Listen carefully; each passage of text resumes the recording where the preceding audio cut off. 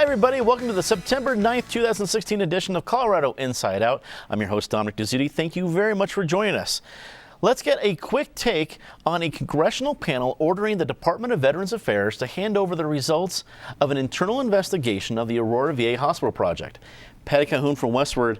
Well, it's taken a long time to get this kind of a response, but does it mean anything? Well, this is not MSNBC asking for the internal investigation. It's Congress.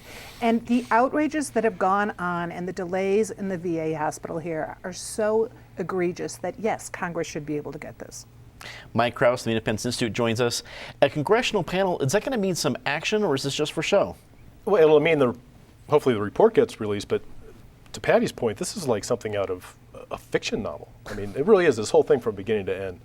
And the congressional panel, does this mean action? Look, there's been some degree of action, but there was never any doubt but that they were going to get their money to finish that project. Never any doubt. The hospital will get opened. It will be under. And so moving forward, I think people just want this to get the hospital open, get it staffed, which will probably be another $3, $4, $5 billion. Get some X-ray equipment in there, another 6, 7, 8 billion, and then forget about it and brush it under the rug and move on to the next boondoggle. Obviously, our optimists at the table. Eric Sonderman, political analyst. At this stage of the game, with as far as the hospital's been built in Colorado, is this investigation more about avoiding future problems? Part of it's for show, part of it's a cautionary tale of future projects, and you know the future, maybe the boondoggles won't be of this magnitude and the overruns of this magnitude, but you know this isn't completely unheard of in Washington. Maybe they'll increase the budget now $250,000 to comply with getting the documents, and then if they can find some employee to stall or delay, they'll get a bonus of a few $100,000 because the VA loves to pay bonuses, as we have found out. They certainly do. Running at the panel, Gregory Moore, former editor of the Denver Post. Thank you for being here. Wrap it up for us. Is this something that maybe might be a bipartisan issue in Congress that everyone can agree that this is an absolute boondoggle? Yeah, I think everyone can agree that it's a boondoggle and a very expensive one. I think it's really important, if there's any sworn testimony, to get some people under oath talking about this thing. I mean, trying to understand from beginning to end how this happened, where the original agreement was written on a napkin. Let's start there, and figure out how you avoid something like this happening again. I think it's important to put a period on it. I think that's what they're trying to do. Mm-hmm. As we kick off the post-Labor Day election season, Donald Trump has reportedly spent $600,000 on TV ads in Denver, Grand Junction, and Colorado Springs. Meanwhile, CD6 Democratic candidate Morgan Carroll debuted her TV ads this week in what will likely be the most competitive race in Colorado. Patty, what do you think? Post-Labor Day, is this when people start paying attention, or it's 2016, you're late to the party? Well, it is like watching the world's slowest train wreck. And all we know is that in the end, we're the ones who are going to get squished, no matter who's running the engine. I can tell by your body language that what you really want me to talk about is that commander-in-chief debate. But what's so fascinating is watching Trump in action, watching Hillary Clinton in action, realizing that the polls are changing daily. You know, we had said that, it's safe, Colorado's safe for Clinton, which dismayed mostly major media outlets that would get the ads. Now Trump is coming up because his polling keeps shifting. So I think we are going to be, for the next 8 weeks, watch things come and go, positions change, ads come, crazy lies being told by the candidates. It is the greatest but most depressing show in town. As for the 6th, of course it's the most competitive Colorado race, because what's the other one? Bennett versus Glenn? Right. It's, I guess when you don't have anything else to compete with, you are naturally the number one race. Competing with themselves in most of these cases. That's a very good point. Mike, speaking of the Kaufman-Carroll race, we saw I'm not sure if it was a couple ads. At least the most memorable ad from Kaufman we saw was basically saying, "I'm against Trump," and now we're finally seeing Carroll get into the game. Do you anticipate a major media battle between the two? This is such a tight race, and how Trump being on the top of the ticket starts to trickle on down to what should have been a fairly, in another year, in another time, in another era that wasn't like a 1,000-year event. This should have been a fairly Mike Coffman should have had a much easier time of this.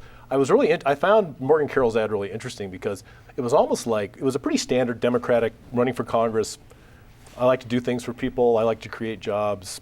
I like small business. It was almost like she was introducing herself, and she's a known entity over there. I mean, she's been in the legislature for a long time. Here's what I found really interesting is that, and whether or not the Coffman team can certainly make hay out of this, and whether or not Morgan Carroll will try and continue on this way, it had the little blip that said, supports small business, and underneath, what you don't see is the little teeny tiny reference, which in this ad was Senate Bill 14166.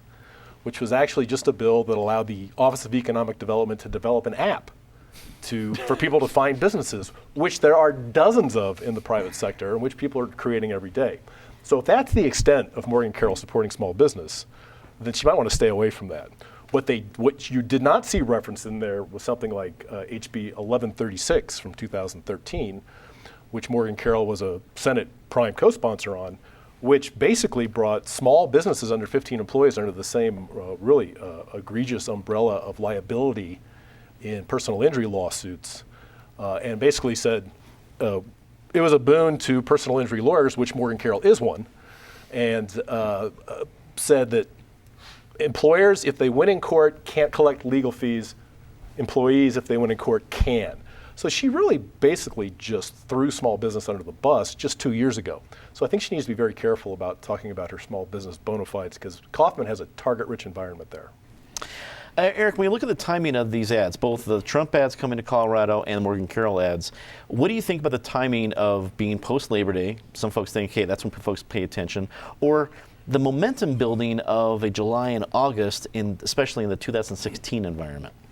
I think you have to distinguish between the two races. The presidential race has been going on forever. Can we ever remember a time when Donald Trump wasn't front and center in the news? And so I think, yes, this is late. And the old rule of thumb that presidential elections start on Labor Day, that hasn't been applicable for some time, and it certainly is not applicable in this year. There are still undecided voters out there, but it is a small universe. It's the universe that both campaigns are targeted on, but it's a small universe. In congressional race, that's a different deal. I think, you do have late deciders in that race. That's not a top-of-the-mind race. It's not a top of the front page of the newspaper every day kind of race. So for Morgan Carroll to begin her advertising now, I don't think that's necessarily too late. Probably is harboring her money, and now both candidates will be consistently on the air. I found her ad it was fine. I thought it was, as Mike sort of pointed out, Democratic boilerplate. It wasn't the most imaginative ad I've ever seen. She looked stiff, but she hit all of her targeted message points. To the presidential race, I mean, Patty hit this, but it's just the wildest thing we've ever seen. I can't make sense of the map because you keep reading all these national stories, and I think they're accurate about the race now tightening. I mean, Trump had a miserable month following both conventions and did everything possible to disqualify himself, everything that he hadn't previously done to disqualify himself. But the polls are now, for the last few weeks, tightening to margin of error kind of numbers. But yet you look at the map and you see reliably red states like Missouri or Georgia or Arizona that are in play, if not, Hillary within a point or two up. And it's hard to reconcile those two facts. Colorado, to my mind, is not in play. This is not a purple state in the presidential race, certainly not a purple state in the U.S. Senate race either. So I do not understand why Donald Trump is spending money here. But I don't understand why Donald Trump was in either Mississippi a couple weeks ago, which is as red a state as you're ever going to find, or Washington State, which is blue a state as you're ever going to find. So nothing about his campaign makes sense. Yeah, trying to understand is probably the first problem there. Greg, Colorado's used to being a swing state. We're used to a lot of attention in the last few presidential cycles. We're not getting a lot of money invested with presidential ads this year, even though we're seeing a few from Trump. It's not like it used to be. And we're not seeing a major Senate race. Do you think Colorado's going to feel a little left out of being swing state status this year? I think we're going to enjoy being ignored. I think we're going to enjoy the break. The other thing that's odd about Donald Trump is why is he spending time in Cleveland, Ohio? That's my hometown. I haven't seen a Republican there in probably 25 years, so I have no idea what he's doing. But the one thing I'll say about the CD race is I think we could all benefit from having more congressional districts constructed the way the CD6 is, where the incumbents and the challengers really do have to pay attention to the constituents. Like, it's pretty impressive, no matter what you think of Kaufman, that he learned Spanish so he can communicate with his constituents. As far as Carol's commercial, I think, it makes some sense for her to introduce herself to those living in that district. Colorado has a reputation for being reluctant to throw out incumbents, so I think she has to make the case for who she is, what she's done, and anytime you have your mother in an ad, I think that's a plus. Definitely a standby. Yeah. A Magellan Strategies poll released this week shows voters currently support at least 2 of the major issues on this year's ballot. According to the poll, 55% support the minimum wage measure, which would raise the Colorado's minimum wage to $12 an hour by 2020. And 54% of those polled support changing to a primary system, including unaffiliated voters. Mike, you and the Independence Institute have ran and opposed a variety of ballot measures over the years. If you're backing either one of these and see 55%, 54% right after Labor Day, are you happy? Pretty happy. Yeah, it kind of depends on the undecideds, and then you have to, in all these pollings, by the way, it's very instructive to always look at the details. So, for example, if you look at some of these, you'll see that registered Republicans might support something more than registered Democrats or of a certain age, and so you would feel pretty good. If you're under 50%, I think you should be nervous, which is the case with Raise the Bar. If you're at 35%, which is the case for Amendment 69, I think you just, and if you're Irene Aguilar, I think you say, damn the torpedoes, I don't really care. We're moving forward with this thing because I've been abandoned by all my own people. And she has even said she considers 35% a victory for the idea of single payer. I think I would feel pretty comfortable if I was on the minimum wage campaign. It's a fairly seductive measure because they didn't make, it's not like they said the minimum wage will go to $15 an hour January 1st, right? No, it's come on, this isn't until 2020, it's only $12 an hour, it's not that big a deal. And they know perfectly well that there's more Coloradans who are employees than are employers, and there are a lot more people who just don't think it sounds like that much money. Frankly, and so I would feel good if I was on the minimum wage campaign. Letting unaffiliateds vote, I would feel okay, but I'd also keep in mind that we're a third, roughly, unaffiliated Republicans, Democrats, and I don't understand. I have to tell you, this measure, you can vote in a primary if you want to. All you have to do is affiliate, and it's really easy to do. This is like saying, I want to help pick the next pope, but I don't want to become a cardinal. And hell, I don't even want to become a Catholic. And so I hope I would feel better about the minimum wage than any of these other ones if I was back in one of those campaigns. Eric, you consulted on a lot of ballot issues way back in the day. Mid-50s, Labor Day, good news? Better than mid-40s, not as good as mid-60s.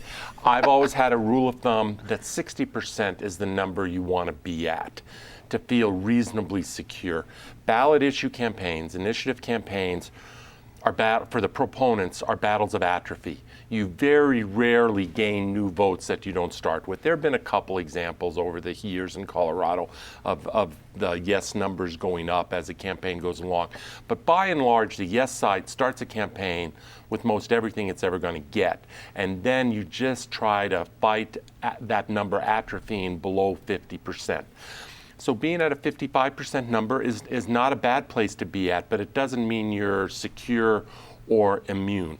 Mike pointed out there's a lot of superficial appeal, a lot of surface appeal to the minimum wage. I think a lot of it depends on how much money and how effectively that money is spent against it. You and I, Dominic, hosted a debate. It hasn't aired yet, but we taped it a couple days ago. It airs tonight. It airs after the show, an hour after the show tonight. So voters can tune in, viewers can tune in and decide for themselves between the two sides of that debate. They both presented themselves well.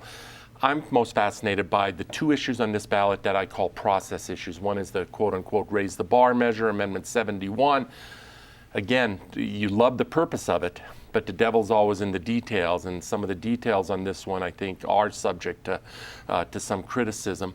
And then the the presidential primary and the companion measure to allow independents to vote. I'm in favor of allowing independents to vote or making it easier for them to vote than it currently is, for no reason other than I think anything that we can do to drive politics more to the center, to reduce the influence of both poles, the right pole in the Republican Party, the left pole in the Democratic Party, is healthy and good. And for no reason other than that, I think this is public policy sense. Mm-hmm. And as Eric alluded, we have debates at 9 o'clock and 9:30 tonight. We kick off our Colorado Decides season. Colorado Care, the healthcare one, is on at 9, and at 9:30, minimum wage. You do not want to miss it. It's going to be every Friday at 9 o'clock throughout the election season. Greg, I've seen the forces coming out against the minimum wage law, a proposal rather, but I have not seen a lot of the organized forces against the two different primary ballot issues. Do you think that's going to help them get this passed? No, I don't think people understand it. And if they don't understand it, people tend to vote no. So I think that's really their problem. This might be a case where they actually need to go on the air and try to explain what the issue is and why people should care. I've been here for 14 years, and the one thing I just can't get my head around is how easy it is to amend the Constitution in the state. Like, for example, why does the minimum wage matter, a constitutional amendment? Like, what happens in 2025 when you've got something in your Constitution, that ends in 2020? It's just, in Massachusetts, where I came from, it took 3/4 of the legislature to approve a constitutional amendment. Yeah, it was just very, very difficult to get this kind of thing on the ballot. But, a lot of campaigns in this state have been won with no media. I think the primary one will go down if they follow that strategy. This is one I think they need to go up on the air and they need to explain what it is. Patty, all the ballot issues on the table. Do you put any money on them on any of them passing? Well, the minimum wage one of the issues with it, and Greg's absolutely right, this doesn't belong, should be statutory, this shouldn't be constitutional. It's interesting because the big flaw with this one, everyone in theory says, yes, you should be earning at least $12 an hour. There's a problem with how it works in restaurants, which would actually wind up punishing the owners and really helping those who get tips. And I think if there's a lot more publicity about that, that might really hurt this chances, because it's going to hurt your local neighborhood place that might want to pay everyone $12 and could, but this actually will hinder them more. I think the only thing that's going to help the primary measure this year, and I would argue maybe how we handle primaries could be in the Constitution if their proposals were written better, but they're not. People are still mad about how the primaries came down in Colorado this year, or didn't. The state party vote. So people might, without even reading it, vote, but I'm thinking that will ultimately go down. Senator Michael Bennet announced this week that he has the support of over 100 Colorado business leaders, which include some prominent Republicans. Bennett's Republican opponent, Darrell Glenn, has yet to mount a major media effort. Eric, I thought you had a genius line when we talked about the Republican primary earlier this year, and you said the winner of the Republican primary was Michael Bennet. And I think so far that has remained absolutely true. At this point, does Michael Bennet even want to mount a race? Because that would only remind people that he has an opponent. Oh, he'll go through the minimum effort of mounting a race. He's showing up at a Club 20 debate this weekend, I believe, in Grand Junction, but he turned down a Denver Post debate. I believe he is participating in a Channel 4, Channel 12 debate come mid or late October. So he'll pick his shots. He'll engage enough that no one can accuse him of not engaging. But let me just make a serious suggestion. I think we can almost retire this race as a topic around this table. This is not a competitive race. Neither national party, no national political analysts have this on their race as a competitive race. If you flash back a year ago, the Republicans in their battle to hold the U.S. Senate, which is a tough battle on which they have no better than even odds, but they had two prospects. They're defending a whole lot of Republican seats, but they had two prospects for takeovers. One was Colorado, the Bennet seat. The other's the Harry Reid seat in Nevada. The Reid seat is still very much in play. The Colorado seat has gone by the wayside. The Republican Party at some point is going to have to answer for this debacle that they did not even mount a serious campaign to dislodge an incumbent U.S. Senator. Greg, I guess I would follow right exactly where Eric ended. How does a major party, the Republican Party, allow their statewide U.S. Senate candidate to become all but invisible? by letting people in your house and they set it on fire. I mean, they put a lot of people have been able to sort of become a part and have a voice in the Republican Party. And right now, the House is on fire. The arsonists are in control, right? And I think what happens for the Republicans is, you have to raise it and then start over. And people have been saying that for a while now, and I think it's coming to pass. I think that's what the problem is. Michael Bennet, last year, the Washington Post and some other people were saying he was one of the most vulnerable people in the Senate, right? They were saying that a year ago, and now we're saying let's retire this as a topic. It doesn't take long for things to change, but with the Republicans, they've got to put forward better candidates nationally, congressional districts, Senate races, even gubernatorial races. They've just got to rebuild a party that's in shambles right now. So. Patty, we see a Republican Party for the last, I guess if I'm doing my math right, last 6 years include this debacle and a little thing called the Dan Mays disaster. Is there something about the structure that we're not seeing here, or is it just a passing thing? Well, the structure's burned down, as Greg said, and Dan Mays he might not have lit the match, but he certainly didn't give a fire hose over to put it out. That's the thing about the Republican Party. Couldn't they have learned a lesson from, they already had a small bench, but we saw some good candidates come out before, and then the stranger ones wind up getting the nomination. Dan Mays is an excellent example, though. That should have been a lesson that you have got to get your party and your house in order, or you're just not going to ever win another election. Mike, is there a path here for Glenn to get some relevance between now and Election Day? There's a path to get some relevance, but I think it's pretty clear that he's not going to be the U.S. Senator from Colorado, and part of it is, look, the GOP may be on fire, and have you met Republicans? Think about this, that the state GOP convention nominated a guy, Darrell Glenn, that spoke to them. And do you think that the Democrats would have let a Darrell Glenn through that process? No, I don't think so. They're much more disciplined. They're about winning. They are about discipline. By the way, they are in a bit of shambles themselves with the Bernie Sanders phenomenon, but they're much better at containing it, and a lot of that's because they have a much more rigid structure of funding, where there is no there is no guy you call in Colorado anymore to make sure the right guy gets nominated in the Colorado GOP. That just doesn't exist anymore. Whether that's good or bad, it does mean that Republicans tend to nominate people who actually reflect what, in the primaries, what they believe, as opposed to Democrats who might nominate the person they think can win. And so if Republicans just need to want to win, basically. It's not lost to me that we're seeing this the same year that Bill Armstrong passes away. I don't think when Bill Armstrong was running the Republican Party in Colorado, you don't see this kind of Hank stuff. Brown, Bill Armstrong, there are no guys like, that model's gone. Yeah, for the surely most is. part. Yeah. There's a lot of freelancers. Freelancers and freelance arsonists. Yeah. That was a great line, by the way, Greg. Let's get to our favorite part of the show, Disgrace of the Week. As always, Ms. Calhoun, please start us off.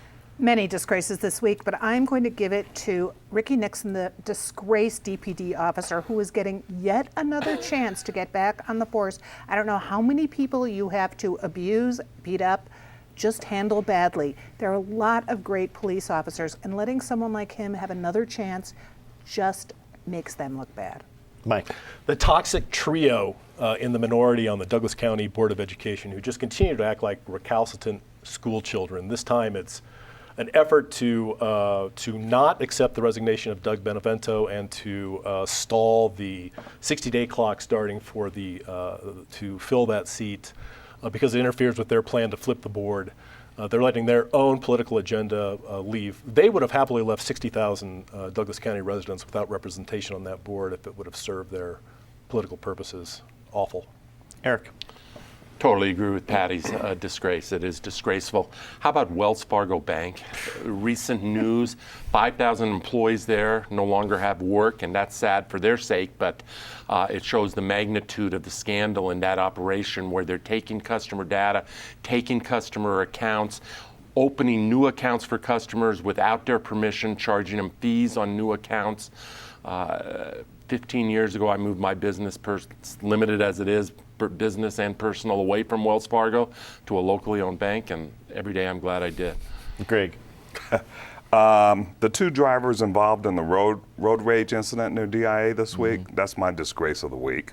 And it resulted in the death of 2 people. I mean, adults have just got to find a way to better behave, and this was just disgraceful to see that happen, and especially the loss of life. Yeah, road rage at 5:30 in the morning. Ridiculous.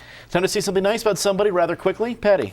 Happy 100th anniversary today to the Emily Griffith Opportunity School. Great program. So sorry I slandered her when I was on this show playing her. That was not slander. I thought you did a great job. The Mike. 2 Denver cops I watched on the 16th Street Mall last Saturday night push a homeless disabled man in his electric wheelchair struggle through a crowd of transient hobos to get him into the alcove of Walgreens to plug him in to recharge his battery. The temptation would have been to just let him sit there on the corner. Nicely done. Eric. It's good. This is a couple weeks old, but Denver Public Schools recently named a new campus in Northeast Denver after longtime former state senator Regis Groff, a great man. The campus houses both a new KIPP school and a new Strive school, great schools, and I'm glad to see Regis Groff honored in that way. You're here. Great. I'm going to give it to Brandon Marshall. And no matter what you think about the athletes protesting about social issues and racism and demonstrating doing the national anthem, it takes courage to do it. And I admire anyone that has the courage of their convictions. So I would say something nice about Brandon. Well done. That's all the time we have tonight. Thanks for tuning in. As always, be sure to check out our podcast on iTunes and our CIO postgame segment on Twitter and Facebook. And of course, remember, 9 o'clock tonight kicks off our Colorado Decides big election series at 9 o'clock Colorado Care, 9:30 minimum wage. For everyone here at Channel 12, I'm Dominic Dezzutti. Thanks for watching. Good night.